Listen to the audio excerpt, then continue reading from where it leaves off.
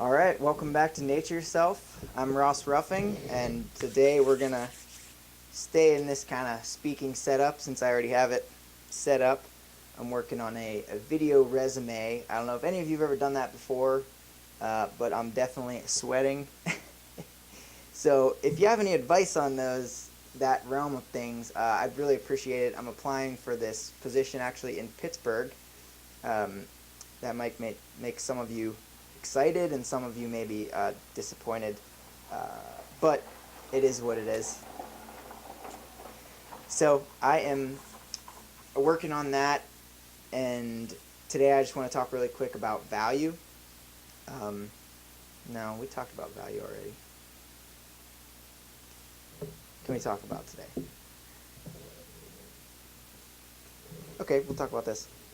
Andrew Carnegie had this interesting concept that he told Napoleon Hill in the book that spurred the book Think and Grow Rich. If you haven't read the book Think and Grow Rich by Napoleon Hill, it's the book that really catapulted the entire self-help, personal improvement movement back a long time ago, early part of the 1900s, maybe even late 18. But it really changed the way people viewed success. Because, Carnegie, he was the first entrepreneur out there really that wanted to share his message, how he got to where he got on a mass scale. He wasn't, trying to keep these secrets. He wasn't trying to keep these secrets to himself.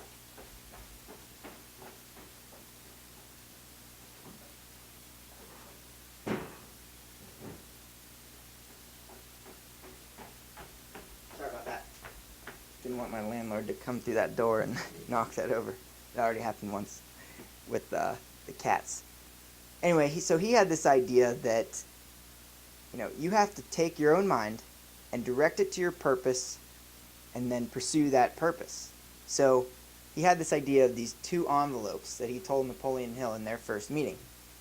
He said, everyone brings over with him at birth the equivalent of two sealed envelopes, one of which is labeled, the riches you may enjoy if you take possession of your own mind and direct it to ends of your own choice. The other, the penalties you must pay if you neglect to take possession of your own mind and direct it.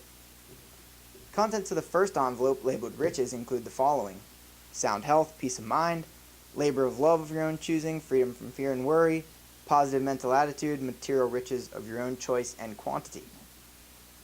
Sounds pretty good. The second, labeled penalties, includes the following list of prices you must pay for neglecting to take possession of your own mind: ill health, fear and worry, indecision and doubt, frustration and discouragement throughout life, poverty and want, and a whole flock of evil consisting of envy, greed, jealousy, anger, hatred, and superstition. I don't know about you, but I think I know which one I would choose. And to be honest, it's not as easy as that. A lot of people are like, well, yeah, obviously you'd choose riches, but we all get distracted. And, the modern world is crazy in the amount of distractions we have from our purpose. Back 100 years ago, if you were born the son of a cobbler, you were a cobbler. If you were born the son of a miner, chances are you're probably going to be a miner.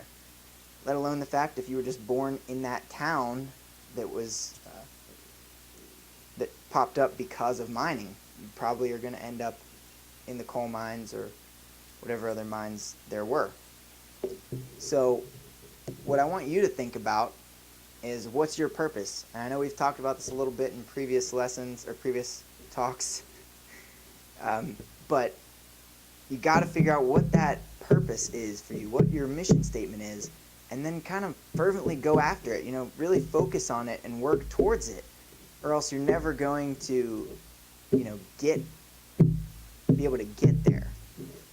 And the more distractions you have in that, the longer it's going to take. And I personally, I definitely get distracted with things. And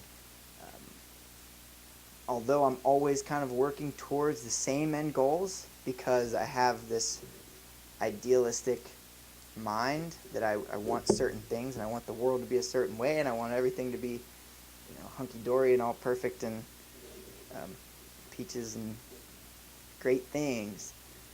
But I have to be realistic and realize that that's not all going to happen, and most importantly, that's not all going to happen tomorrow. But I have this philosophy that, you shoot for the 100%, and then you're going to have to compromise in certain places. And then if you kind of compromise down and you kind of land at maybe 70% of what you wanted, but shoot for 100 or maybe 110%, because those compromises are going to bring you down. So if you are shooting for 70%, or even worse, if you're shooting for 50% of what you really want deep in your soul, then you're going to have to compromise down. I mean, you could be down as low as 30 or 20 or 10% of what you truly want in life. That doesn't sound very good to me. And I imagine that you would bring up a lot of those penalties that we just discussed in this two-envelope concept that Napoleon Hill learned from Andrew Carnegie and published in his book, Think and Grow Rich. So take that for what it is. Think through it a little bit. The cat is stealing my light over there. She's about to knock it over. Oh.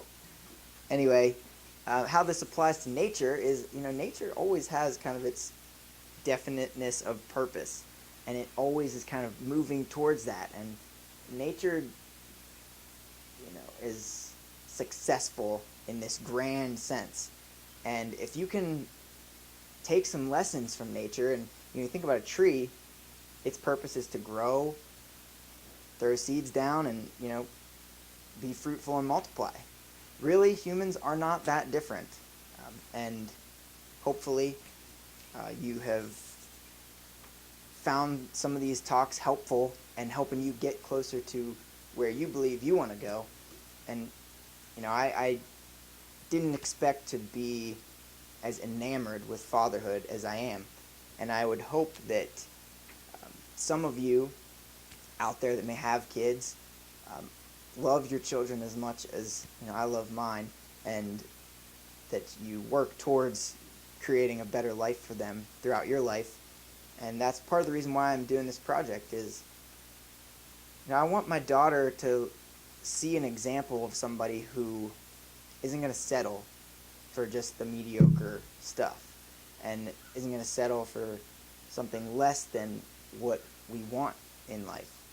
And there's a lot of things that play into that, and it's a tough thing that we'll probably get into a lot more. But the point is, find your definiteness of purpose and, kind of take your mind's thoughts and apply it to that. Don't let your mind think, oh, well, what if, or all the downsides, or don't let your mind get distracted with a billion different ideas and a billion different things. Find what it is you're kind of good at and what you like to do. It may not be the perfect thing right now, but you can work towards that and kind of get after it a little bit and work towards it every day, and you'll be surprised at the results you'll see. So thanks for listening in, and we'll talk soon. Bye.